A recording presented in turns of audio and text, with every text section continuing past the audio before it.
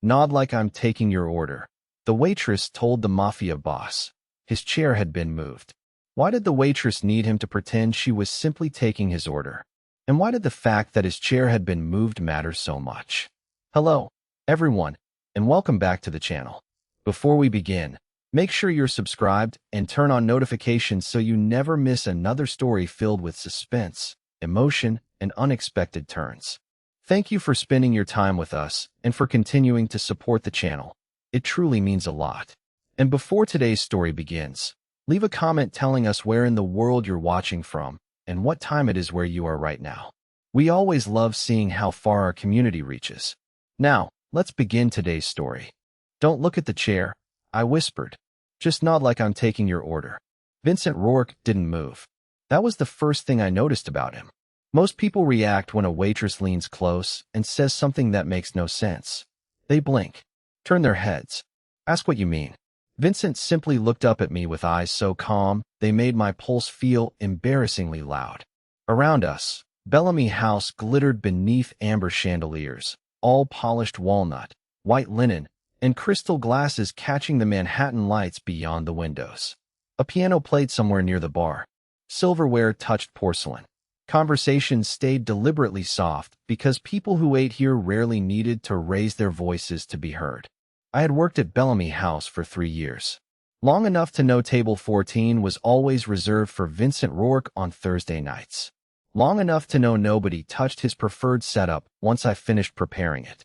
At 5:30 that afternoon, I had measured the table placement by habit, centered the linen, aligned 4 chairs, and left exactly 18 inches between Vincent's chair and the brass seam running through the marble floor behind it. Now it was closer. Maybe 4 inches. Maybe 5. To anyone else, nothing. To me, wrong. Worse, the rug beneath the table carried a fresh indentation beside one leg, as if the entire arrangement had been shifted and carefully returned. Almost carefully. Sparkling or still? I asked aloud, holding my order pad against my palm. Vincent's expression remained unreadable.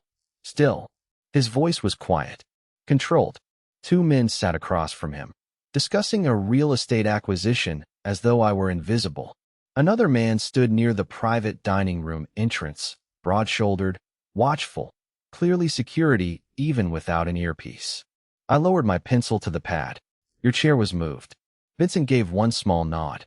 Exactly what I had asked for. My mouth went dry. I had expected him to dismiss me.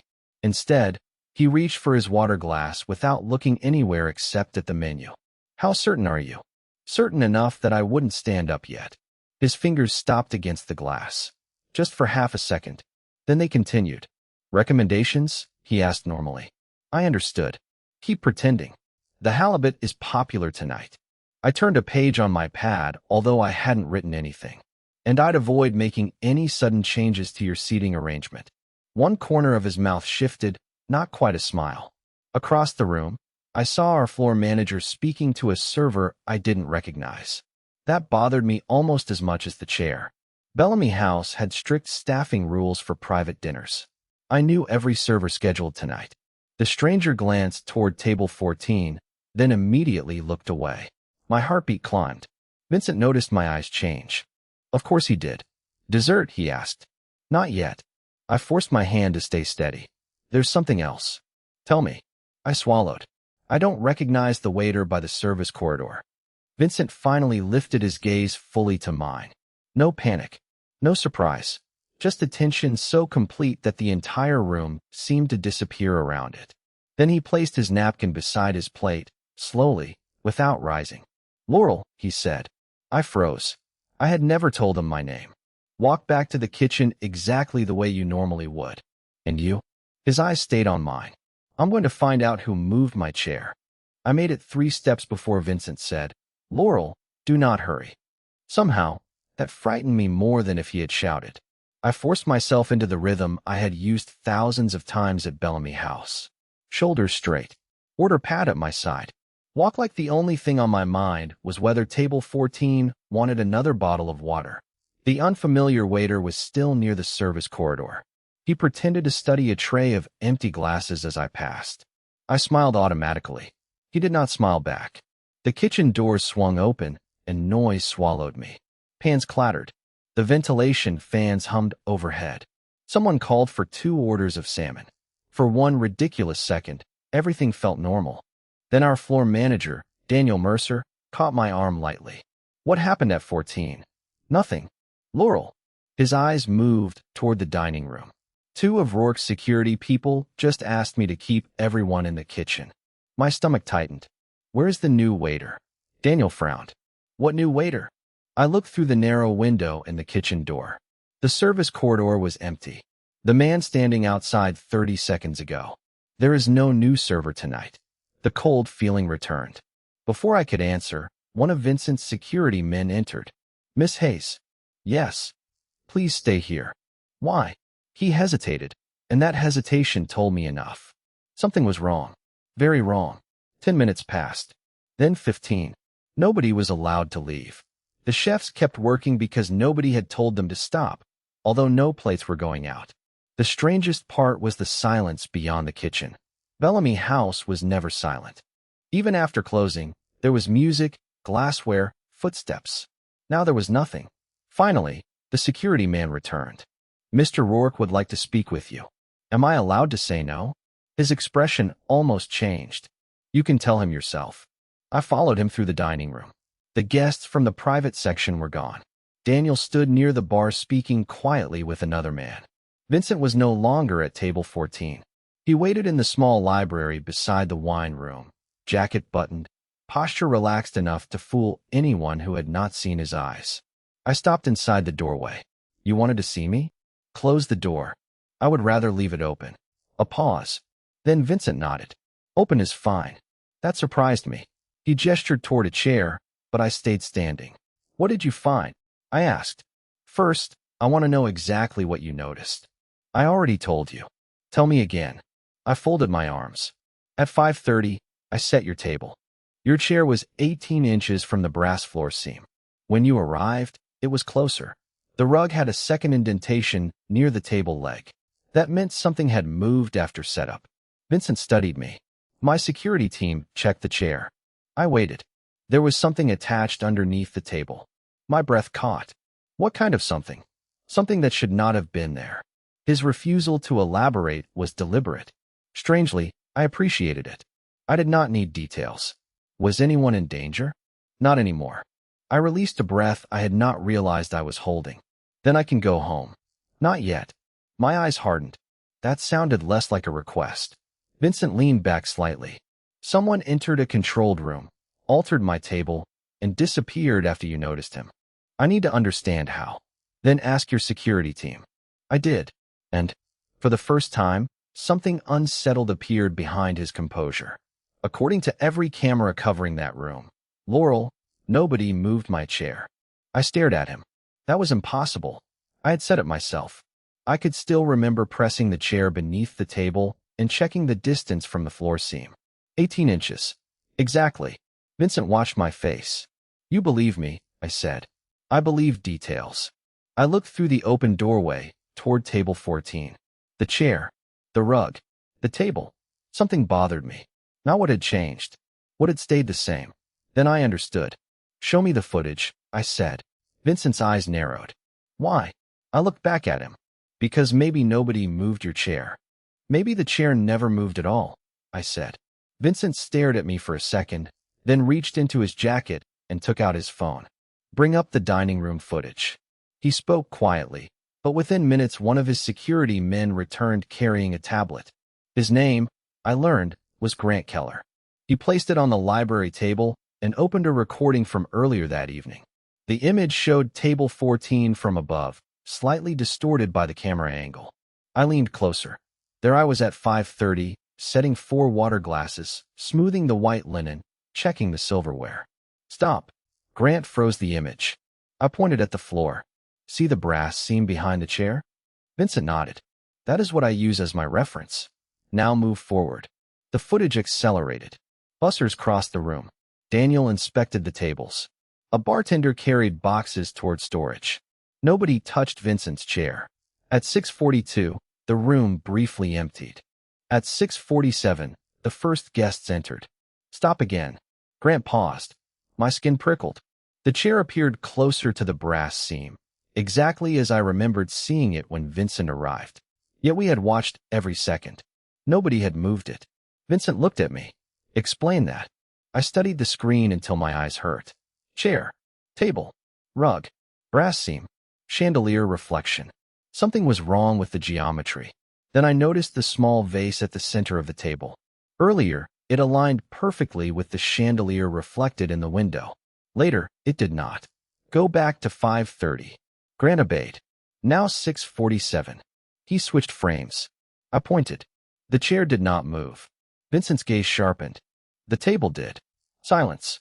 Grant leaned toward the screen. That table weighs almost 200 pounds. Then whoever did it had help. I shook my head. Look at the rug. The rug beneath table 14 was round, patterned with a dark blue border. In the earlier image, one decorative point faced the service corridor. In the later image, it faced the windows. They rotated the rug too, I said. Table, rug, chairs. Everything moved together. That is why the camera makes it look unchanged. Grant stared at me. Why? Because whoever did it wanted the room to look normal. Vincent said nothing. His silence had weight. Run the footage backward, I said. Slowly. Grant did. At 6:31, two maintenance workers appeared. They were pushing a wide service cart stacked with folded tablecloths. One stopped near the camera and raised a long cleaning pole toward the ceiling. The picture blurred for several seconds. Not black, not disconnected, just blurred enough to hide detail. When the image cleared, the men were leaving. There, I whispered. Grant immediately touched his earpiece and walked away. Vincent remained beside me. You saw in 3 minutes what trained people missed. I set tables for a living. That is not an explanation. It is exactly the explanation. I straightened. People think waitresses carry plates. We remember allergies, faces, arguments, anniversaries, who drinks sparkling water, who needs the aisle because of a bad knee, and which husband is secretly ordering dessert for his wife's birthday. If something changes, we notice. Something shifted in Vincent's expression. Respect, maybe, or curiosity. I preferred respect. Why did you warn me, he asked. Because I thought you might be in danger. You know who I am? Everybody here knows who you are. And you helped anyway. I met his eyes. I did not help Vincent Rourke because of his reputation. I warned a man sitting in a chair that somebody had deliberately moved. For once, he had no immediate answer. Then Grant returned, his face tight. The maintenance company never sent anyone tonight. The room seemed colder. Vincent looked toward the dining room. Find out who authorized that cart. Grant left again. I picked up my order pad. Now can I go? Vincent's eyes settled on me. Laurel, those men knew exactly where I would sit. What does that have to do with me? His answer came softly. They also know exactly who noticed. Then they know my face, I said. Vincent did not soften the truth. Yes. The word landed harder than I expected. Beyond the library doorway, Bellamy House looked almost peaceful again. The chandeliers still glowed. The piano had stopped, but half-finished glasses remained on abandoned tables as if everyone had simply stepped outside for air. My shift had started like every other Thursday. Now a man whose name made people lower their voices was telling me that strangers might remember mine. I am going home. Vincent's expression tightened. That is not a good idea. It was not a question. I reached for my coat from the staff closet. Laurel, you asked why I warned you. I answered. Your security team has my statement. Whatever happens next belongs to your world, not mine. That distinction disappeared when you noticed the table. I turned. No, you do not get to decide that. For several seconds, neither of us spoke. I expected anger. Instead, Vincent gave one measured nod. Then let Grant drive you home. I take the subway. Not tonight. You really dislike hearing no. I hear it perfectly well. His voice remained calm. I simply prefer knowing you arrive home safely. That should have sounded controlling. Somehow, the restraint in his tone made it harder to dismiss.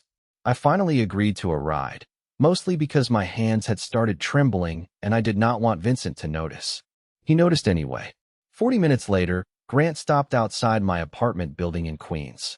The brick facade had never looked more ordinary, and I had never been happier to see it. Someone will remain nearby tonight, he said. I stared at him. Absolutely not. Take that up with Mr. Rourke tomorrow. Tell Mr. Rourke I said no tonight. Grant almost smiled. I will deliver the message exactly. Upstairs, I locked my door, checked it twice, and stood in my tiny kitchen listening to the refrigerator hum. Nothing happened. No mysterious footsteps. No strange calls. By midnight, I had almost convinced myself Vincent was being overly cautious. Then I opened my work bag. My employee schedule was missing. I emptied everything onto the counter. Pens, lip balm, charger, receipt book, $2.37 in loose change. No schedule. I knew I had packed it because Daniel had changed my Saturday shift, and I had circled the new time during break. I checked my coat. Nothing. My stomach tightened. Maybe I had left it at Bellamy House. Maybe it had fallen beneath my locker. Maybe there was a perfectly boring explanation. My phone rang. Unknown number. I watched it until the screen went dark. 10 seconds later, a message appeared. 3 words. Nice attention tonight. I stopped breathing. Another message followed. Next time, do not. I backed away from the counter as if distance from the phone could change what I had read. Then headlights swept across my ceiling. A dark sedan had pulled up across the street. My pulse jumped until the driver stepped out. Grant. He looked toward my window, then lifted his phone. Mine rang immediately. Miss Hayes, stay inside. How did you know? Know what? I stared at the message. Someone contacted me. His voice changed. Do not delete anything. I am coming upstairs. No, this is not the moment to argue. I am not letting a stranger into my apartment. Silence. Then, unexpectedly, fair enough. Stay where you are. I will wait downstairs while you call Mr. Rourke. My phone vibrated again before I could answer.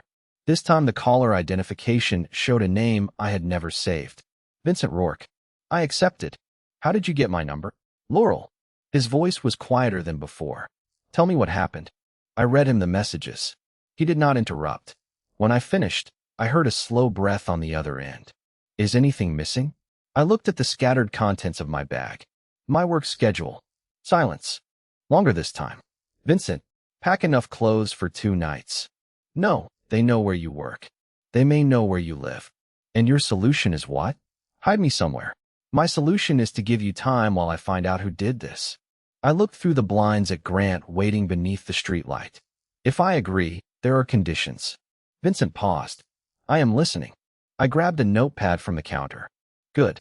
Because this time, Mr. Rourke, I am making the rules. Rule 1, I said, pressing the pen hard enough to leave a dent in the paper. Nobody enters my room without knocking. There was a brief silence on the phone. Agreed, Vincent said. I had expected an argument, which somehow made his answer more unsettling. Rule 2. Nobody reads my messages, checks my calls, or decides who I am allowed to speak to.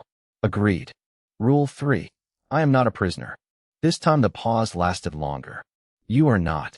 Then I can leave whenever I choose. Laurel, if there is an immediate security concern, that sounds like the beginning of a loophole. I heard something that might have been a quiet exhale. You negotiate aggressively for someone standing in pajamas. I looked down at my faded college sweatshirt and gray flannel pants. How do you know I am wearing pajamas? I did not. That was not funny. I thought it was moderately funny. Against every reasonable instinct, I almost smiled. Almost. One more rule. Do not call me yours. Do not tell people I belong to you. Do not make decisions about my life because you think protecting me gives you permission. The silence changed. Became heavier. Agreed, Vincent said finally. 20 minutes later, I carried an overnight bag downstairs. Grant opened the sedan door without touching my luggage until I handed it to him. Apparently, Vincent had already distributed my rules. Manhattan after midnight slid past the windows in wet ribbons of yellow and red. We eventually turned onto a quiet block near Sutton Place and stopped before a limestone townhouse that looked expensive without trying to prove it. Vincent was waiting inside. No dramatic entrance. No crowd of men in dark suits. Just Vincent standing beneath a warm hallway light with his jacket gone and his sleeves rolled neatly to his forearms. You came, he said. For 2 nights. Understood. And I still have a job. Daniel has been told you are taking personal leave. My eyebrows rose. Vincent caught himself. With pay. If you approve. Better. He nodded toward the stairs. Guest room is on the 3rd floor. Grant will show you. You said you needed time to figure out who contacted me. I do. Then show me what you know. His expression changed. You should sleep. That sounds suspiciously like another decision. Vincent looked at me for a long moment, then turned toward a room at the end of the hall. Come with me. His study contained no trophies of power, just dark shelves, old books, a large desk, and a wall covered with printed photographs from Bellamy House. Security stills, staff photographs, floor plans, timestamps. My fear returned immediately. Vincent pointed to 3 images of the fake maintenance workers. We traced the uniforms. Purchased 2 weeks ago with cash. The service cart belonged to Bellamy House. So someone inside helped them. Possibly. I stepped closer. One photograph showed the cart entering the dining room. Another showed it leaving. I stared at both. Something bothered me. Wait. Vincent came beside me. What? The cart. What about it? I pointed at the lower shelf. When they entered, there were 12 folded tablecloths stacked here. When they left, there were 8. Vincent's eyes moved between the photographs. For a missing. Not missing. I leaned closer. Used. He immediately called Grant into the room. Within minutes, they were checking inventory records from Bellamy House. I stayed at the desk, studying the images. The men had changed the room without appearing to change anything. That required time, privacy, and access. Then Grant spoke from behind me. We found the linen record. Vincent turned. Who signed out the tablecloths? Grant hesitated. Nobody. The inventory sheet was replaced. My eyes dropped to a photograph taken near the service corridor. In the corner stood Daniel Mercer, my floor manager, talking to someone outside the frame. I felt my stomach tighten. Can you enlarge that? Grant did. The image blurred slightly, but something became visible in Daniel's hand. A folded sheet of paper with a blue stripe across the top. I knew that paper. Every Bellamy House employee did. That is our weekly schedule, I whispered. Vincent looked at me. I reached slowly into my bag, although I already knew what I would not find. The schedule that disappeared from my bag had every employee's shift on it. Vincent's face went still. Including yours? Yes. I stared at Daniel's photograph. And whoever took it did not just want to know when I worked. Then what did they want? Grant asked. I kept staring at the photograph. The blue stripe on the schedule seemed suddenly louder than everything else in the room. Access, I said. Not to me. To Bellamy House. Vincent leaned one hand against the desk. Explain. The schedule tells you who is working, but more importantly, who is not. Which manager closes. Which bartender arrives early. Which servers cover the private rooms. I pointed toward Daniel's photograph. Someone could study the gaps and choose the exact window when nobody familiar was watching that corridor. Grant nodded slowly. The false maintenance crew entered during a shift change. Exactly. Vincent looked at me differently then. Not like someone he needed to protect. Like someone whose answer mattered. So the messages were meant to frighten you. Probably. They succeeded. I never said they did not. I folded my arms. Being afraid and being useless are not the same thing. Something softened briefly in his face. No, they are not. Grant left to make calls, and for the first time since I arrived, the townhouse became quiet. My exhaustion finally caught up with me. Vincent noticed. You should sleep. That is advice, not an order. I am learning. Slowly. His mouth almost curved. I followed him upstairs. The guest room was larger than my entire apartment, with cream walls, a fireplace, and windows overlooking the dark East River. My overnight bag sat untouched beside the bed. Vincent stopped at the doorway. He did not cross it. I noticed that immediately. Your first rule, he said. I remember. Good night, Vincent. Good night, Laurel. I slept badly anyway. At 7 the next morning, I woke to the smell of coffee. Downstairs, Vincent sat at the kitchen island reading printed reports. No suit jacket. No entourage. Just black coffee and reading glasses he removed the second he saw me. That tiny act made him seem unexpectedly human. Do mafia bosses usually make breakfast? I asked. I made coffee. So that is a no. There are bagels. Did you make those? I know my limitations. I poured coffee and sat across from him. For 10 quiet minutes, neither of us mentioned Bellamy House. He asked about my hospitality management classes. I told him I wanted to run my own restaurant someday, somewhere people could celebrate without feeling judged by the price of their shoes. Why waitressing, he asked. Because restaurants paid my bills while I learned how restaurants work. Most people would call it temporary. Most people do not pay attention. That made him look up. You say that often. Because people overlook service workers. They talk around us. Forget we are listening. Forget we remember. Vincent lowered the report. That saved me last night. Maybe. No, maybe. His certainty made me uncomfortable, so I changed the subject. What about you? What about me? What did you want before everyone started being afraid of you? The question landed somewhere I had not intended. His gaze shifted toward the window. That was a long time ago. That is not an answer. You ask dangerous questions over coffee. Occupational habit. Before he could respond, Grant entered carrying a folder. We traced the service cart. Vincent's expression hardened instantly. And it was removed from Bellamy House storage at 614 by someone using Daniel Mercer's access code. My stomach dropped. Daniel. The code, yes. Daniel says he never used it. I thought about 3 years of working beside him. Daniel remembered birthdays. Covered shifts when employees had sick children. Loaned me $40 once when my subway card stopped working. Codes can be stolen. They can, Vincent said. So can schedules. Grant placed another photograph on the island. It showed the service entrance from 2 weeks earlier. A man stood beside Daniel, partly turned away from the camera. I stared at him. Something about the posture felt familiar. Then I noticed his left hand resting on the counter. A silver ring. Flat black stone. My coffee cup stopped halfway to my mouth. I have seen that ring.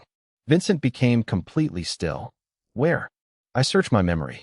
Hundreds of customers. Hundreds of hands reaching for menus, signing checks, lifting glasses. Then the image returned. Thursday nights. Always a corner table. Always alone. He has been coming to Bellamy House for months, I whispered.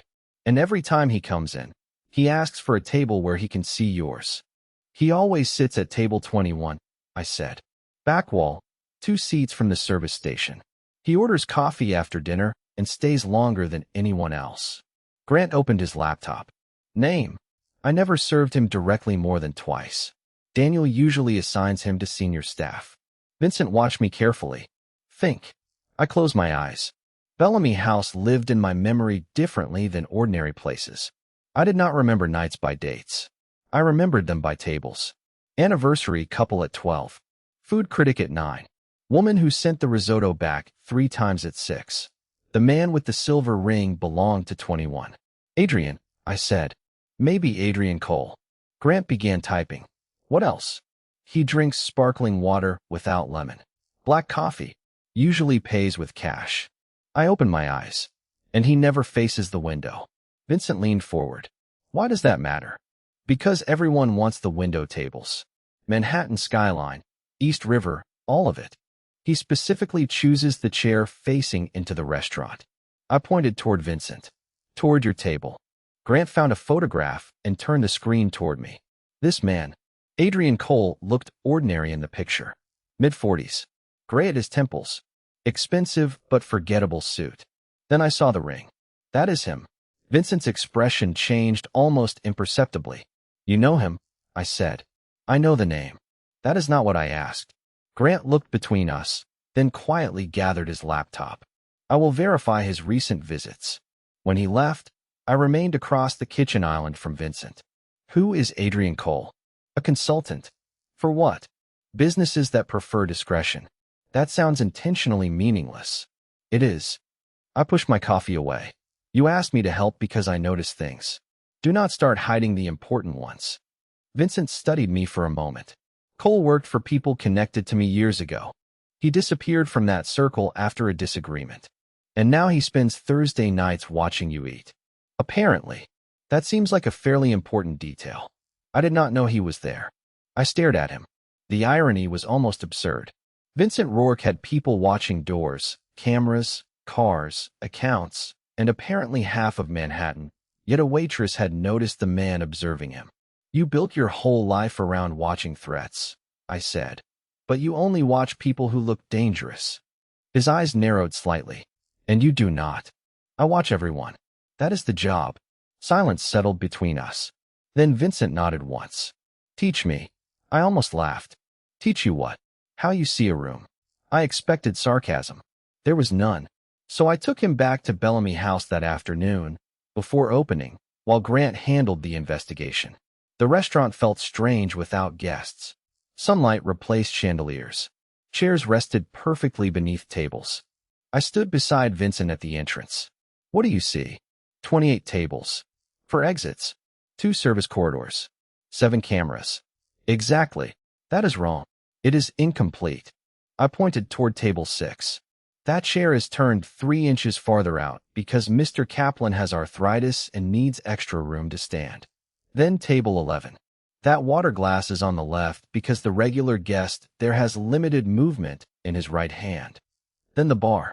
3rd stool has a scratch because someone always turns the ring on their finger while waiting. Vincent looked at the room again. Slower this time. People leave patterns, I said. You do not need to know their secrets. You just need to notice when the pattern changes. He turned toward me. Like my chair. Exactly. For the next hour, I showed him the restaurant through my eyes. He listened. Actually listened. Not once did he interrupt or tell me what I should notice instead. It was the first time I forgot to be afraid of him. Then I reached table 21. Adrian Cole's usual seat. I touched the back of the chair. Something pale was wedged beneath the cushion. Vincent. He stepped closer. I pulled out a small photograph, old enough that its edges had softened. A younger man stood outside Bellamy House beside someone I recognized immediately. Vincent. Maybe 20 years old. But it was the man beside him who made the room tilt beneath my feet. I knew that face from the framed photograph on my apartment dresser. That is my father, I whispered. Vincent went completely still. I looked at him. Why is my father standing next to you? Why is my father standing next to you? My voice sounded too calm. That frightened me more than anger would have. Vincent did not reach for the photograph. He just stared at it, and for the first time since I had met him, I watched control leave his face. His name was Martin Hayes, he said quietly. I know my father's name. He worked here. I looked around the empty restaurant. At Bellamy House? Long before it became what it is now. He was a server first. Later, a dining room manager. I shook my head. My father managed a hotel restaurant in New Jersey. After this, the photograph trembled between my fingers. My father had died when I was 16. A highway accident on a rainy November morning. That was the story I had carried for 10 years. There had never been anything mysterious about him. He made terrible pancakes, listened to baseball on the radio, and taught me that if I wanted people to respect my work, I had to respect it first. How did you know him? Vincent pulled out the chair across from me, then stopped before sitting. Even now, after everything, he looked at the chair differently. I was 21. My father brought me here for a private dinner. I thought I understood rooms because I understood who had power in them. His gaze moved toward the old photograph. Martin taught me otherwise. I swallowed. What happened? He noticed something nobody else did. The air seemed to disappear from the restaurant. What?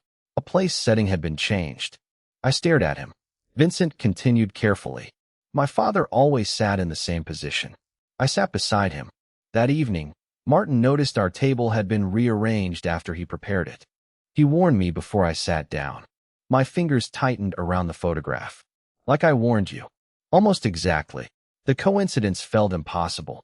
No, not coincidence. A pattern. My father had taught me to notice rooms without ever calling it a lesson. Check every table before opening. Remember where things belong. If something looks wrong, do not assume somebody else will catch it. I had thought those were restaurant habits. Maybe they had once been survival habits. Why did he never tell me? Because he left this world behind. What world? Vincent looked at me. He did not answer quickly enough. Your world, I said. He worked for people like you. He worked in a restaurant, where people like you conducted business. Yes.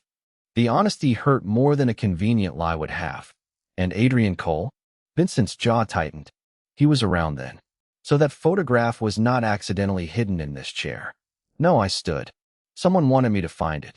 Laurel, you knew my last name the first night. Your employee record gave me your name. When did you realize who my father was? Vincent remained silent. There it was. The answer before the words. When I demanded. This morning. I stepped backward. And you said nothing. I needed confirmation. You needed control. I needed facts before I gave you information that could change how you remember your father. I laughed once, without humor. You do not get to protect my memories from me. I know. Do you? My eyes burned, but I refused to look away. Because everyone around you seems to confuse protection with permission. Vincent absorbed that without defending himself. You are right. The word stopped me. Men like Vincent Rourke were not supposed to say that easily. There is more, he said. Of course there is. Your father did not simply warn me that night. His voice lowered. Afterward, he made me promise something. What? Vincent looked toward table 21, where the photograph had waited beneath Adrian Cole's chair like a message from 10 years ago. He told me that powerful men eventually become blind because everyone around them learns to tell them what they want to hear. My throat tightened. That sounded painfully like my father. What did you promise him? Vincent met my eyes. That if I ever became one of those men, I would remember the waiter who saw what I could not. Before I could answer, the front door opened behind us. Grant entered quickly, holding his phone. We found Adrian Cole. Vincent turned. Where? Grant looked at me first. He checked into a hotel under another name yesterday. And Grant hesitated. The room was empty, but he left an envelope addressed to Laurel Hayes. The envelope had my name written across the front in black ink. Not printed. Written. Somehow that made it worse. Grant placed it on table 21, and for several seconds I only stared at it. Vincent stood beside me without touching anything. You do not have to open it here, he said. I am opening it here. Laurel, my father is suddenly connected to a life I never knew he had, and a stranger has been watching this restaurant for months. I am done waiting for other people to decide when I am ready. Vincent nodded once. No argument. I opened the envelope. Inside were 3 photographs and a folded sheet of paper. The first photograph showed my father outside Bellamy House, younger than I remembered him, carrying a tray through a crowded dining room. The second showed Vincent at 21, standing near the bar with my father beside him. The third made my breath stop. Adrian Cole stood in the background. Same silver ring. Same unreadable expression. I unfolded the note. Only one sentence had been written. Ask Vincent what happened after Martin saved him. I looked up. What happened after? Vincent's face became unreadable again. Laurel. No. Do not do that. Do not say my name like it is an answer. Grant quietly stepped away, giving us distance. Vincent looked toward the windows. Afternoon light stretched across the empty tables. Your father left Bellamy House 6 weeks later. Why? Because he realized the people around my family were using the restaurant for things he wanted no part of. Including Adrian? Yes. And you? Vincent's eyes returned to mine. I was young enough to believe loyalty could excuse almost anything. My chest tightened. Did my father leave because of you? Partly. At least he did not lie. He told me I was becoming the kind of man he had warned me about. Someone who could enter a room and see everyone except the people serving him. I looked down at my father's photograph. I could almost hear him saying it. He moved to New Jersey after that? Yes. I helped make sure nobody followed him. You stayed in contact. For several years. That surprised me. Why? Because he was one of the few people who spoke to me without wanting anything. Vincent paused. And because I owed him my life. The word owed bothered me. My father had never measured kindness like debt. Then why did the contact stop? Vincent's expression darkened with memory. Martin asked me to stop calling. He had a daughter. He wanted you nowhere near this world. My throat tightened. So he chose me. Every time. For a moment, the restaurant blurred. I blinked until it became clear again. His accident, I said. Vincent went very still. Was it really an accident? As far as everything I was able to confirm, yes. I searched his face. You investigated it? The moment I heard. Why did you never come to us? Because his last request to me was to stay away from his family. I hated how much sense that made. I hated even more that part of me believed him. Grant returned holding a tablet. There is something else. He placed it beside the photographs. We reconstructed Cole's visits over the last 6 months. A calendar appeared, each Thursday marked with a time. I leaned closer. Adrian had not simply visited whenever Vincent did. His reservations began before Vincent arrived, sometimes by an hour. He was studying the restaurant, I said. Yes, Grant replied. But we found something stranger.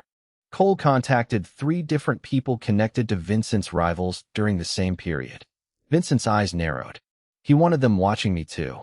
I looked at the photographs, then at the carefully restored tables around us. Suddenly, the shifted furniture felt less like an attack and more like theater. A performance designed for an audience. What if he never wanted you hurt? I whispered. Vincent turned toward me. What are you saying? What if the point was making you believe someone wanted you hurt? Silence. I saw the answer forming in his eyes. If Vincent blamed the wrong person, fear would do the rest. Suspicion, retaliation, escalation. Someone could start a war without ever starting one themselves. Vincent looked at Grant. Who did Cole make sure I would suspect? Grant checked the tablet. His face changed. Marcus Vale. Vincent closed his eyes for 1 second. When he opened them, I understood we had finally found the real trap. It had never been under his chair. It had been inside his reaction.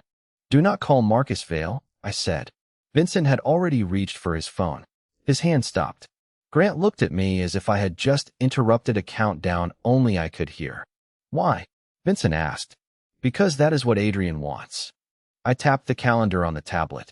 He spends months making himself visible without being memorable. He studies your routine. He arranges something at your table, then leaves enough connections pointing toward Marcus for your people to find. That only works if you react exactly the way he expects. Vincent slowly lowered the phone. And what do you suggest? Nothing. Grant frowned. Nothing. For now. I looked around Bellamy House. Adrian has been watching Vincent long enough to know how he responds to threats. So change the pattern. Vincent's gaze sharpened. Make him believe I did not take the bait. Better. Make him wonder whether you even found it. Silence settled over the room. Vincent looked at Grant. Cancel every call concerning Vale. Nobody approaches him. Nobody changes routine. Grant nodded and walked away. I stared at Vincent. You listened. You sound surprised. I am. I told you I was learning. That should not have mattered. It did. Over the next 2 days, Vincent did something I had not expected from a man who seemed built around control. He waited. Bellamy House reopened normally.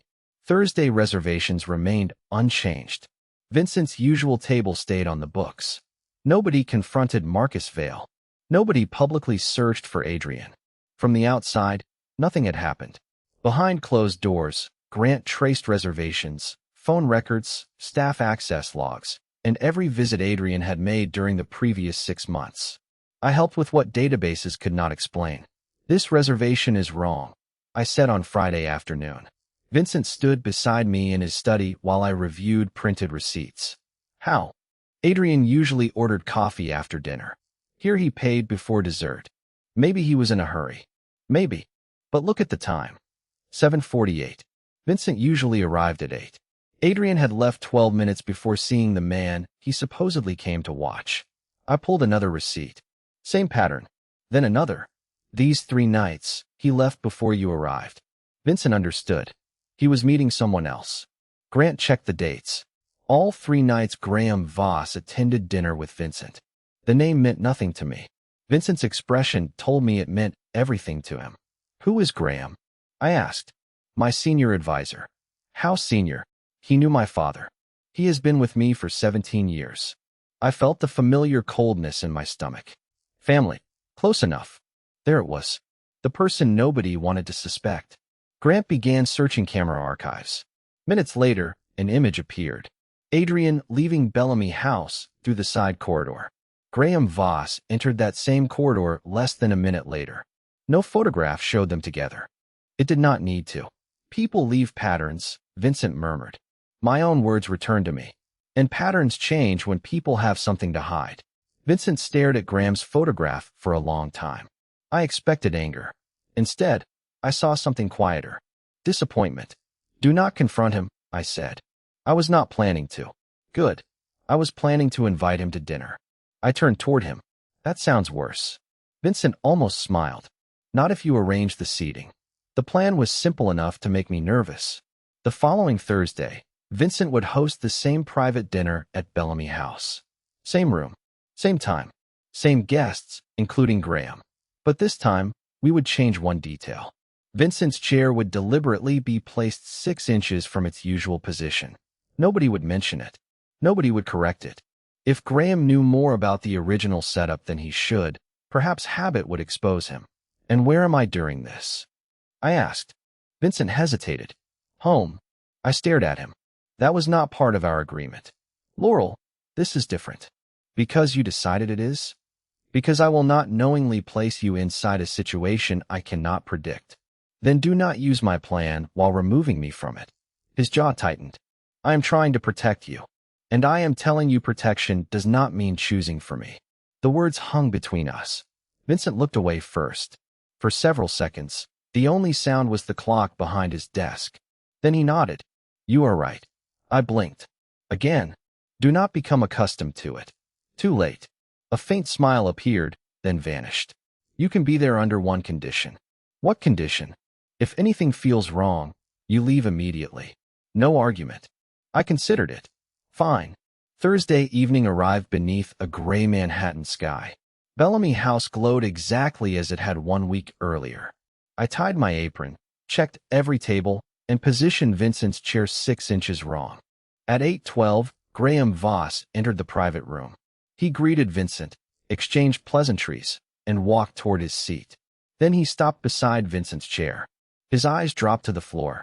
Without thinking, he reached for the chair and moved it 6 inches back into its usual place. Nobody spoke. Graham's hand froze on the wood. Vincent looked up at him. Interesting, he said softly. I never told you where that chair belonged. Graham's hand remained on the chair for 1 second too long. Then he released it. Habit, he said. His voice was smooth, almost amused. You have been sitting there for years, Vincent. I stood near the service station with a water pitcher in my hand, pretending to check glasses while every nerve in my body tightened. Vincent did not look at me. That was part of the plan. Have I? He asked. Graham smiled. You are becoming suspicious of furniture now. Not furniture. Patterns. Something changed in Graham's face. Barely anything. A tiny pause before he pulled out his own chair. But I saw it. Vincent saw it too. Sit, Vincent said. The other guests exchanged uncertain glances before taking their places. Dinner began. That was the strangest part. Soup arrived. Wine was poured. Business was discussed. Graham spoke about construction permits and investment properties while Vincent listened as if this were an ordinary Thursday night. I moved between them, refilling water and clearing plates. My heart never slowed. Halfway through the meal, Grant appeared at the doorway. He gave Vincent one small nod. Vincent set down his fork. Graham, how long have you known Adrian Cole? Silence. Graham looked almost bored. I have known hundreds of men. That was not my question. Then perhaps you should ask a better one. Vincent leaned back. Did Adrian tell you he was using Marcus Vale's name? Graham's expression finally shifted. I have no idea what you were talking about. Interesting. Vincent folded his hands. Because Grant found payments routed through a consulting company connected to you. Graham glanced toward the doorway. Grant remained there, calm and motionless. Business payments prove nothing. Correct, Vincent said. That is why I did not ask you here to prove anything. Graham frowned. Then why am I here? Vincent looked at the chair Graham had corrected. To see what you remembered. The room became completely still. Graham's gaze moved toward me for the first time. Not long. Not obvious. But enough. I felt it like cold air. The waitress, he said quietly. This is because of a waitress? Vincent's voice changed. Not louder. Colder. Her name is Laurel Hayes. Graham stared at me again. This time recognition appeared. Hayes. My fingers tightened around the pitcher. You knew my father. Graham did not answer. Martin Hayes, I continued. You knew him. Vincent looked sharply at Graham. That had not been part of our plan, but I was finished allowing other people to control which questions I could ask. Graham leaned back. Your father was observant too. The word too made my stomach drop. Did you leave the photograph? Adrian did. Why? Because he enjoys making people look backward when they should be looking forward. Vincent's jaw tightened. Where is Adrian? Graham gave a tired smile. You still think Adrian is running this? Vincent went still. So did I. Graham looked around the table. Cole was useful. Marcus Vale was useful. Even I was useful. Everyone played the role they were given. By whom? Vincent asked. Graham said nothing. Grant stepped forward and placed a folder on the table. We already know enough to remove you from every Rourke business effective tonight. Graham looked at Vincent. Something almost sad passed between them. 17 years could not disappear simply because trust did. You would believe her over me? Graham asked. Vincent did not hesitate. I believe what I can see. Graham's eyes hardened. Then you learned the wrong lesson. He stood slowly. Grant moved aside, directing him toward the exit. No shouting. No threats. Just a door closing on 17 years of loyalty. I released the breath trapped in my chest. It is over? I asked. Vincent looked at the folder. With Graham, yes. But not Adrian. No, then Grant's phone rang. He answered, listened, and immediately looked toward Vincent. We found Cole. Where? He left New York this afternoon. My shoulders loosened slightly. Grant was not finished. But before he left, he sent one scheduled email. Vincent's expression sharpened. To whom? Grant turned the phone toward us. Laurel. My own phone vibrated inside my apron at that exact moment. I pulled it out. One new email. No subject line. No message except a photograph attached. I opened it. The image showed my father standing beside Vincent years ago, but this photograph was different. Someone else stood behind them, half hidden by the restaurant doorway. I enlarged the image. Vincent saw him and went pale. Who is that? I whispered. Vincent stared at the screen. The man who taught Adrian Cole everything he knows. His name is Malcolm Vane, Vincent said, and the way he said it made the name feel older than the photograph. I looked from the image to him. Who was he? My father's advisor before Graham. He taught people how to create pressure without appearing responsible for it. Grant closed the dining room doors behind the last guest. Malcolm died 11 years ago. I stared at him. Then why would Adrian send me this? Vincent took my phone only after I nodded permission. He enlarged the photograph and studied the background. Because the man is not the message. I looked again.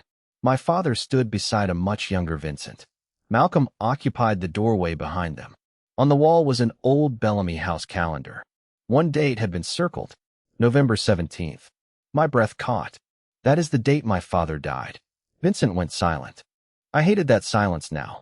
Tell me everything. I do not know everything. Then tell me what you know. He handed the phone back. Martin called me the night before his accident. My chest tightened. You never mentioned that. Because I spent 10 years believing it had nothing to do with his death. What did he say? Vincent looked toward the empty table. He said someone had contacted him about the night he saved me. Someone wanted him to confirm who had been present. Malcolm? Martin never gave me a name. I offered to come to New Jersey. He told me not to. I closed my eyes. My father had driven to work the next morning and never returned. For years, I had accepted the explanation because there had been no reason not to. Now every ordinary memory seemed to have a shadow behind it. You investigated the accident, I said. Yes. And found nothing. Nothing connecting it to anyone in my world. Grant stepped closer. There may still be nothing. I appreciated that. Facts, not fear. My father had taught me the same thing without ever using those words. I looked at the photograph again. Why circle the date? Maybe Adrian wants you asking exactly that question, Vincent said. I looked at him sharply. You think this is another manipulation? I think Adrian has spent months controlling where people look. That stopped me. The chair. Marcus Vale. Graham. My father. Every discovery had pushed us toward another conclusion before we had time to examine the previous one. He keeps moving the room, I whispered. Vincent understood immediately, and waiting for us to follow. I studied the photograph differently. Not the faces. The objects. The doorway. Calendar. Tables. Reflection in the window. Then I saw it. This photograph has been altered. Grant leaned closer. How can you tell? I pointed at the calendar. Look at the reflection. The calendar appeared in a framed mirror across the room, small but visible. In the reflection, There was no circle around November 17th. Grant enlarged it. He stared for a second. She is right. The date had been added later. My knees weakened with relief and anger at the same time. Adrian had taken the most painful day of my life and turned it into another direction sign. Vincent's face went cold. He wanted you to believe your father was targeted. He wanted you to believe it too. I looked at him. Because then you would stop thinking and start reacting. Vincent slowly nodded. Like he expected me to react against Marcus. Exactly. For the first time, the entire pattern became clear. Adrian was not attacking Vincent's body. He was attacking his judgment, turning loyalty into suspicion, memory into guilt, protection into control. So what now? Grant asked. Vincent looked at me before answering. We stopped following the room Adrian arranged. Later that night, after Grant left, Vincent drove me back to Queens himself. No convoy, no instructions. When we reached my building, he stayed behind the wheel. Your 2 nights are over, he said. I looked at him. You remembered. I remember your rules. And you are not going to tell me to stay somewhere safe? I want you safe. His hands rested quietly on the steering wheel. But wanting something does not give me the right to choose it for you. Something inside me shifted. Not because he had protected me. Because he had finally understood the difference. What happens to us now? I asked. Vincent looked almost surprised by the word us. That is not mine to decide. I opened the door, then paused. Good answer. 3 weeks passed before I saw him again. Bellamy House returned to normal. Adrian disappeared from every trace Grant could follow. Graham was gone. Thursday nights became ordinary. Then one evening, I approached table 14 and found Vincent sitting alone. The chair across from him was empty. He looked up. Laurel. Vincent. He did not point to the chair. He did not tell me to sit. He simply asked, when your shift ends, would you have coffee with me? I looked at the empty chair between us. For the first time since we met, nobody had moved it. The choice was entirely mine. Coffee, I said. 1 cup. Vincent's expression changed so slightly that anyone else might have missed it. I did not. 1 cup, he agreed. My shift ended 40 minutes later. I changed out of my apron, counted my tips, and returned to table 14 expecting Vincent to have ordered something expensive enough to make the moment uncomfortable. Instead, 2 plain ceramic cups waited beside a small pot of coffee. The restaurant was nearly empty. Chairs had been turned onto tables near the bar. Outside, Manhattan moved beneath a soft evening rain, headlights stretching across the wet pavement. I sat across from him. You waited. You were working. 3 weeks ago, you probably would have told Daniel to let me leave early. 3 weeks ago, I was an exhausting man. I raised an eyebrow. Vincent smiled. A real smile this time. It changed his whole face. I am improving. I poured my coffee. How is Grant? Busy. Graham. Gone from my businesses. Everything connected to him has been reviewed. And Adrian? Vincent shook his head. No confirmed location. My hand paused around the cup. Does that worry you? Yes. His answer came without performance. But I am no longer going to let him decide what I do simply by making me afraid of what might happen. I thought of my father. Maybe that was the lesson Martin Hayes had tried to teach him all those years ago. Power was not controlling every room. Sometimes power was refusing to let fear control you. I found something, Vincent said. He placed an old envelope on the table. My father's handwriting covered the front. Laurel. My throat tightened. Where did you get this? Your father gave it to me years ago. He asked me to keep it unless you ever became connected to my world. I looked at him sharply. You had this the entire time? Yes. And you waited until now? Because it belongs to you. He pushed it across the table, but kept his hands away from mine. You decide whether to open it. That mattered. More than he probably understood. I opened the envelope. Inside was 1 page. My father's handwriting was familiar enough to make 16-year-old me suddenly feel very close. He wrote about work, about dignity, about how people reveal themselves in the way they treat those they believe have no power. He never mentioned crime, never mentioned secrets. He simply told me that attention was a form of respect, and that no title, uniform, bank account, or reputation could determine the value of the person standing in front of me.